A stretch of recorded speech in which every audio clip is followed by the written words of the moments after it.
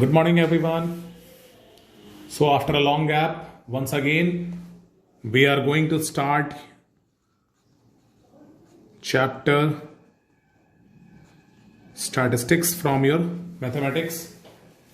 ठीक है?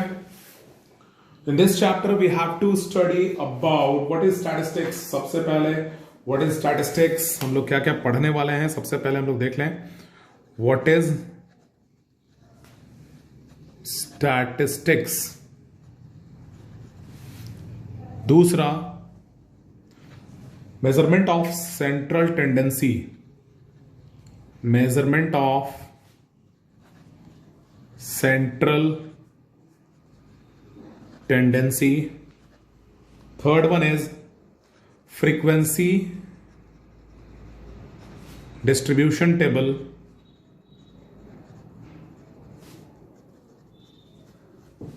Fourth one is changing of intervals.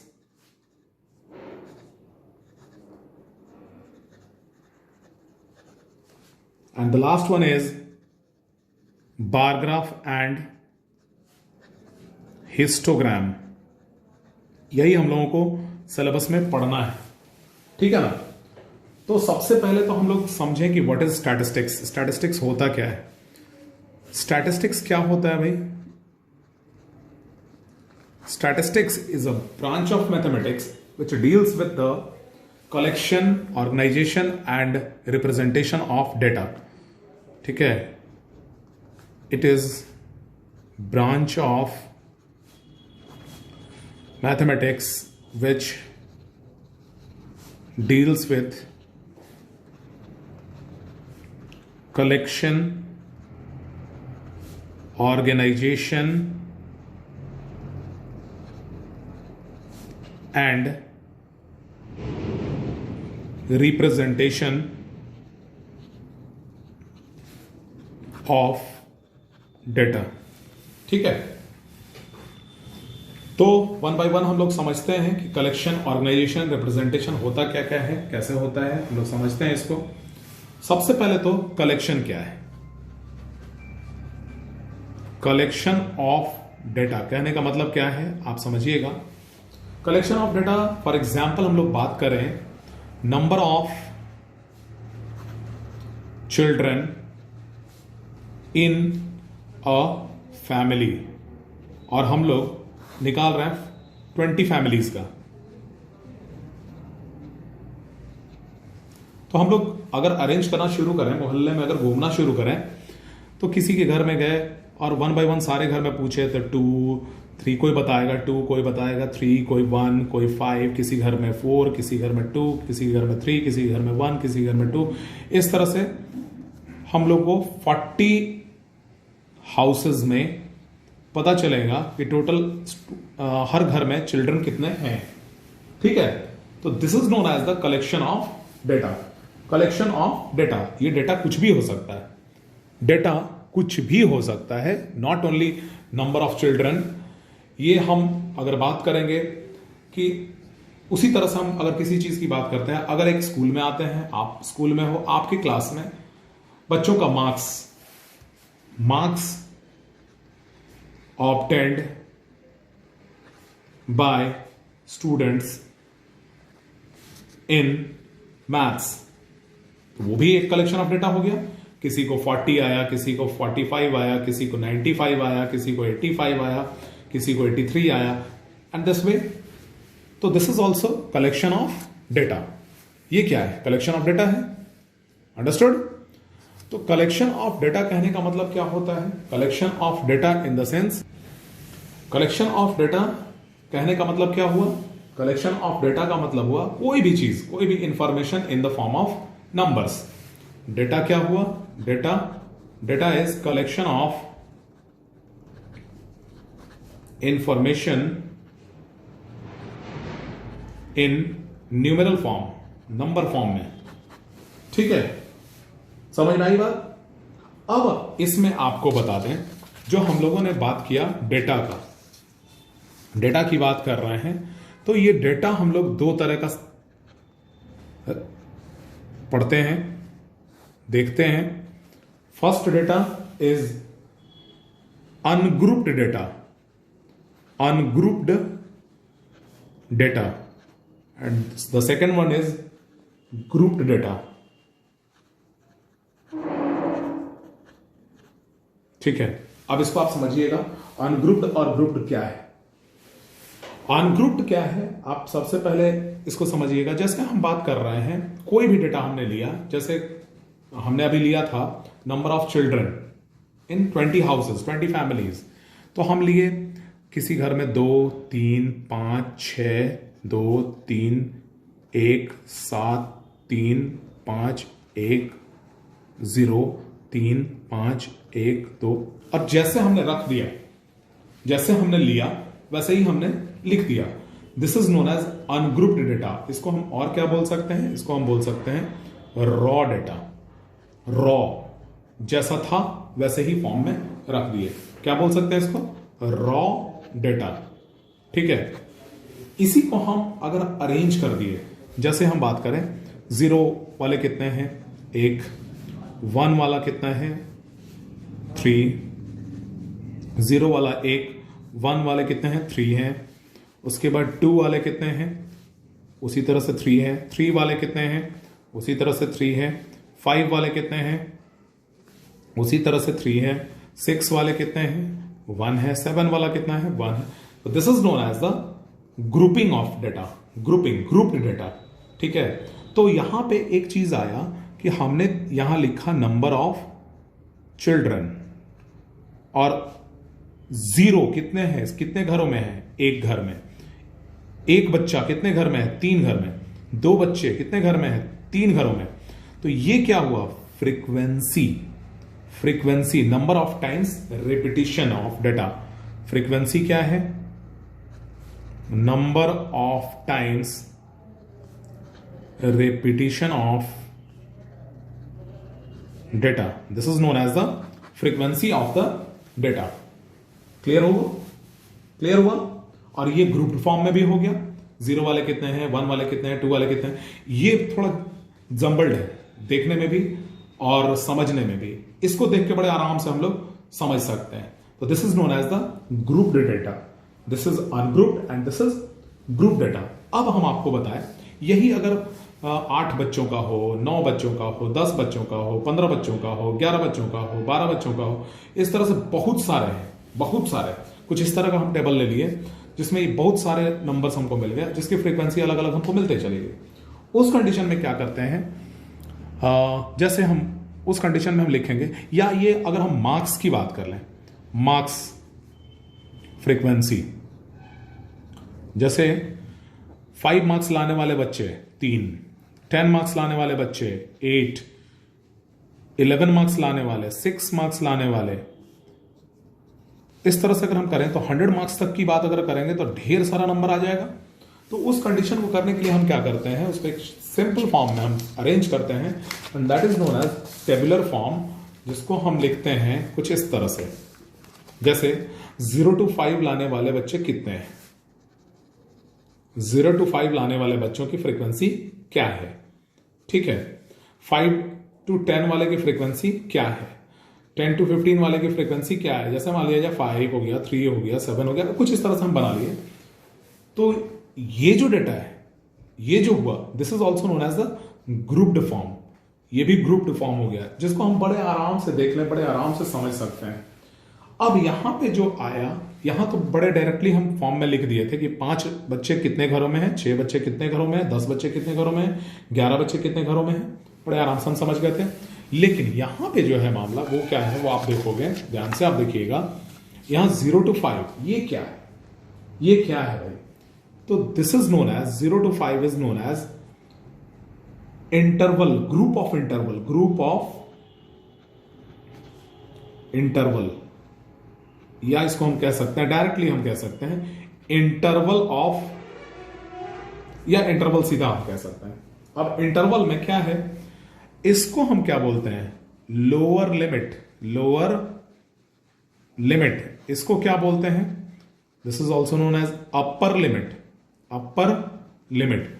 This is also known as class interval, class interval. इस class interval को ही हम बोल सकते हैं क्लास साइज और क्लास विड्थ। ठीक है, कितने का क्लास साइज हुआ भाई? 0 से 5 मतलब 5 का। ठीक है, इसका लोअर लिमिट क्या हुआ भाई? इस क्लास इंटरवल का लोअर लिमिट क्या हुआ? 0। Upper limit is 5। ठीक है, तो अगर लोअर लिमिट 0 है और अपर लिमिट 5 है तो क्लास इंटरवल कितने का हो गया? 5 - 0 दैट इज इक्वल टू 5। 5 का क्लास इंटरवल हो गया। ठीक है ना, समझ में आ रही है बात? अब इसके बाद अगर हम बात करेंगे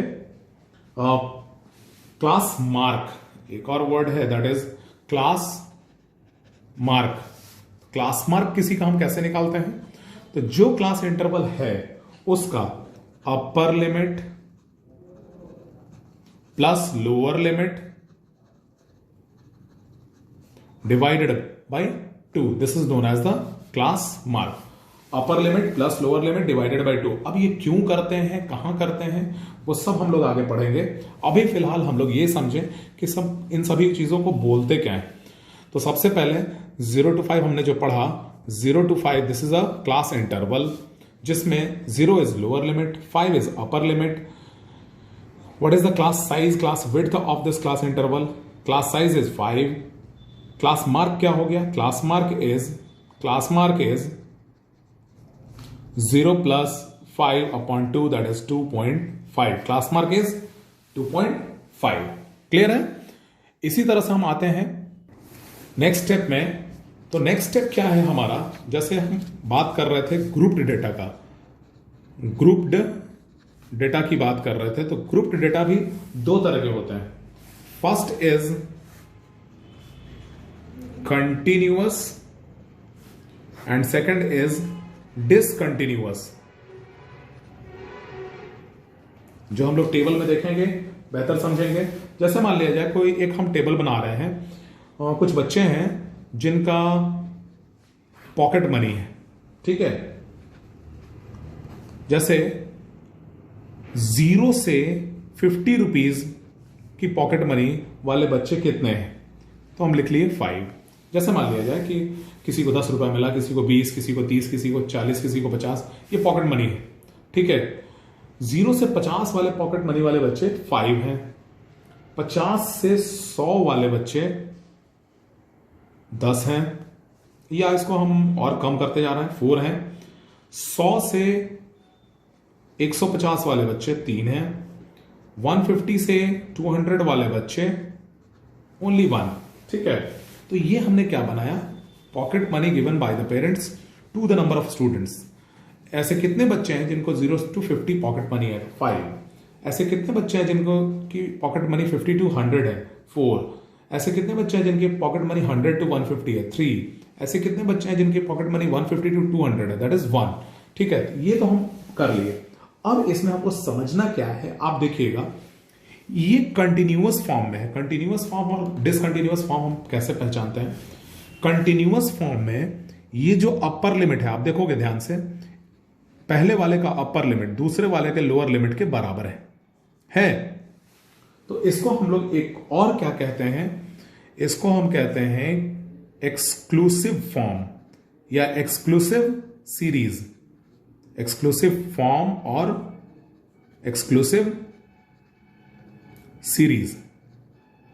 ठीक है, ये एक्सक्लूसिव सीरीज में जिसमें upper limit of the first class interval is equal to the lower limit of the second class interval या नेक्स्ट क्लास इंटरवल। ठीक है ना? और यहां पे जो सबसे बड़ी बात होती है वो क्या होती है? अपर लिमिट, इसको नोट करें आप, अपर लिमिट ऑफ या upper limit is excluded, upper limit is not included. मतलब यहां पे अगर हम बात करें कि 0 से 50 वाले हो गए, 10 रुपए वाले बच्चे थे, 20 रुपए वाले बच्चे थे, 30 वाले थे, 40 वाले थे, 50 वाले थे। ठीक है, तो ये जो 50 वाला बच्चा है वो इसमें इंक्लूड नहीं होता है, पहले में इंक्लूड नहीं होगा। अपर लिमिट इसमें इंक्लूड नहीं होता है, अपर लिमिट जो लोअर लिमिट है वो इंक्लूड होगा। मतलब यहां पे अगर हम देखें कि 0 से 50 वाले बच्चे 5 हैं तो 10, 10, 20, 30, 40 ये पांचों बच्चे हैं वो इसमें आ जाएंगे, 50 वाला बच्चा इसमें आएगा। बात समझ में आई? तो हम यही करते हैं एक्सक्लूसिव सीरीज में। एक्सक्लूसिव सीरीज को पहचानने का तरीका ये है कि क्लास इंटरवल्स को हम देखेंगे। फर्स्ट वाले का क्लास इंटरवल जो अपर लिमिट है वो दूसरे वाले के लोअर लिमिट के बराबर होगा। This is continuous form. और जो इंपॉर्टेंट पार्ट है वो है कि upper limit is excluded. Upper limit को हम काउंट नहीं करते हैं। समझ में आई बात? अब उसी तरह से हम दूसरी बात कर रहे हैं, दैट इज डिसकंटिन्यूअस की। डिसकंटिन्यूअस में अगर हम बात कर रहे हैं, कोई भी डेटा हम ले लेते हैं, तो वहां पे क्लास इंटरवल कैसे बनता है आप ध्यान से देखोगे। 0 to 5, तो 6 to 10, 11 to 15, 16 to 20 है सब बराबर। 0 to 5 5, 6 to 10 5, 11 to 15 5, 16 to 20 5। जैसे मान लीजिए यहां पे हम कुछ भी कर लें, 1 2 3 5 कुछ भी कर लें। अब यहां देखिए आप डिसकंटिन्यूअस में क्या है, इसकी कंटिन्यूटी नहीं है।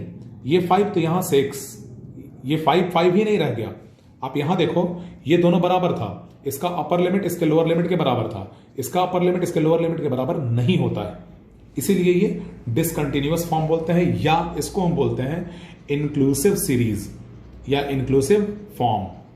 इंक्लूसिव सीरीज इसमें क्या होता है, इसमें आप नोट में इसमें भी आप लिखोगे, इसमें क्या होता है, upper limit is included. Upper limit को इंक्लूड किया जाता है। जैसे मान लिया जाए कि यहां पे अगर हम बात करें 0 to 5 का, जैसे मान लो कोई डेटा है 1 2 0 1 2 5 3 4 6 7 9 5 4 3, इस तरह से अगर हम बात कर रहे हैं 10 12 15 16 17 20 15 18, इस तरह से हम बात कर रहे हैं। आप देखोगे यहां 0 to 5 वाले, यानी इसमें जो 5 है वो भी इंक्लूड होगा। एक तो 0 1 2 5 3 4 5 4 3, ये सब किस में आएंगे, 5 भी इसमें इंक्लूड होगा। 1 2 3 4 5 6 7 8 9, टोटल कितने हो गए, 9 हो गए। समझ में आई बात? उस तरह से हम बात कर रहे हैं 6 का बात करेंगे तो यहां 6 से लेकर 10 तक पूरा का पूरा लोअर लिमिट भी इंक्लूड होगा, अपर भी इंक्लूड होगा। तो यहां पे 6 से बात कर रहे हैं तो एक 6 7 9 10, बात समझ में आया? ये भी इंक्लूड होगा, दैट इज 4। अब 11 to 15, 11 से 15 की बात कर रहे हैं तो 1 2 3, ठीक है, पूरा का पूरा 3 हो गया। 16 to 20, 1 2 3 4, दिस इज 4। बात समझ में आया? यानी यहां पे क्या होता है, इंक्लूसिव सीरीज में upper limit is included, exclusive series में क्या होता है, अपर लिमिट इज एक्सक्लूडेड। अब बात आती है कुछ ऐसे केसेस की कि हम ये यूज कहां करेंगे। हम लोग ये यूज जो एक्सक्लूसिव सीरीज है या इंक्लूसिव सीरीज है उसका यूजेस हम लोग कैसे करेंगे और कहां करेंगे, कैसे समझ सकते हैं कि हम इंक्लूसिव सीरीज में बना रहे हैं और एक्सक्लूसिव सीरीज में बना रहे हैं, ठीक है ना। तो हम लोग जितना अभी हम लोग डिस्कस किए हैं इसको पहले हम लोग रिवाइज कर लेंगे। हम लोग कल यूज करेंगे उसको कि एक्सक्लूसिव सीरीज का और इंक्लूसिव सीरीज का हम लोग यूज करते कहां पे हैं, कैसे समझते हैं, ठीक है ना। तो हम लोग नेक्स्ट डिस्कस करेंगे। अभी जितना बताए उसको प्रॉपरली रिवाइज करना है और प्रिपेयर अ नोट्स, प्रिपेयर, ये आपका होमवर्क होगा, prepare a notes of all the terms used in statistics। आपको पढ़ने में समझने में आसानी होगी बाद में। Clear? So thank you for today. Next step will discuss it. Thank you.